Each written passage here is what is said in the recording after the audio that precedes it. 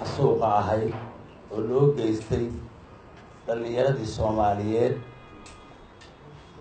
inaan ka tacsiyeyno si tiraanyale yaan u nimid dadkaas Ilaahay waxaan uga baryaynaa jannada firdawsi ku waraabiyo. intaa kadib dadku waa qabiilo dawladda iyadu 4.5 bay ku dhisan tahay dadkaanu qabiil bay ka dhamaadeen dadkan in loo si la garan karo loogu tacsiyeeyaa la rabaa anoo ku hadlahayo qabiilka aan ahay magaciisa beesha sade macal madaxweynuhu ku jiro waxaan ka tacsiyeynayaa si tiraanyale geeridii halkaa ka dhacday iyo dadkii ay ka dhamaadeen Ilaahay samir iyo iimaan ka siiyo waana wax in laga garaabo mudan loona baahnaa in mar hore laga garaabo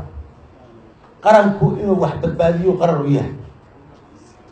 waad ogtihiin markaan ku hadlahayo magaca beesha sade madaxweynuhu inuu yiri anigu qabiil ma ahin laakiin ma noqon karto been buu sheegaya waa qabiil waa barreexaan weey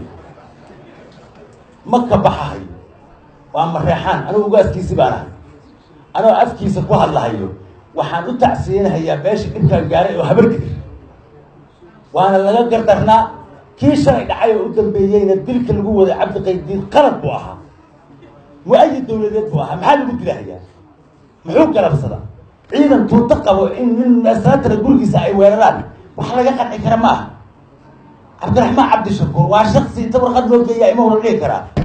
habar gidirna ma ay fileen dawlad marreexan madax ka yahay baa saa noqonaysaa inaysan dhaxayno meesha la waa ogey waxa idinku dhacay waa idinkaga tacsiyeynayaa anoo ku hadlahayo ugaaska magaciisa kan madaxweynaha kan meel jooga oo magaca marreexan mid ka daarood dhammaan anaa ka tacsiyeynayo saaqafkooda ku hadlahayo waadna samirteen waa la idinka kileynhayaa waxa la idinka urinhaya ma aqaano waxa aad gasheen oo la idinka urinhaya anigu ma garanayo isqorkayda ku dhex daadato ilaa xadna waa sabirteen habarkii dawlad ma rabto habarkii inta si walba loo laayo soo shib ma ah dawlad inay hado soo ma cadaanin dawladda ama war baan ka keenaynaa ama anoo wada jiix la diriraynaa wassalaamu calaykum